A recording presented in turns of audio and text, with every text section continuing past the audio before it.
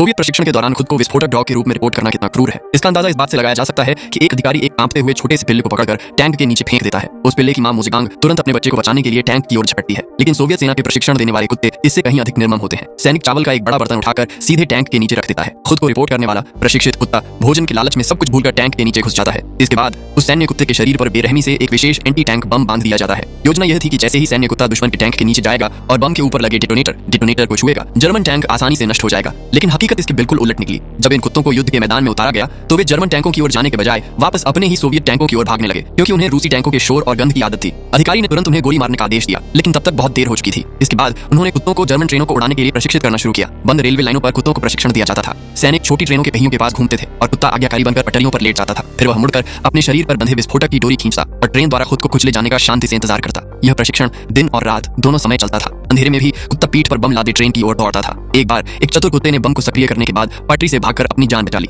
महिला कोच यह देखकर खुश थी कि उसके कुत्ते की बुद्धि IQ 180 है, लेकिन मुख्य प्रशिक्षक ऐसा नहीं सोचते थे, क्योंकि वे जानते थे कि असली युद्ध में बचने का कोई रास्ता नहीं होता। जब एक जर्मन ट्रेन धुआं छोड़ती हुई आ रही थी तो वह कुत्ता पीठ पर बम लिए पटरियों की ओर दौड़ा। जैसे ही ट्रेन रेलवे पुल पर दाखिल हुई, कुत्ता डर से कांपते हुए भी पटरी पर लेट गया। उसने अपनी डोरी खींच दी। कुत्ता जानता था कि अब भागने का कोई रास्ता नहीं है। उसने ट्रेन को अपने ऊपर से गुजरने दिया जब तक कि पूरी ट्रेन पुल पर नहीं आ गई। एक पल के जीवन के चिंतन के बाद कुत्ते ने अपना मिशन पूरा किया और सब कुछ धमाके में उड़ गया। बाद में कोच ने उस कुत्ते के उत्कृष्ट प्रदर्शन के लिए सम्मान तैयार किया, लेकिन इस सम्मान का कोई अंत नहीं है। ये सैन्य कुत्ते द्वितीय विश्व युद्ध के उन अनाम सैनिकों की तरह हैं जिनका अस्तित्व बारूद के धुएं में खो गया।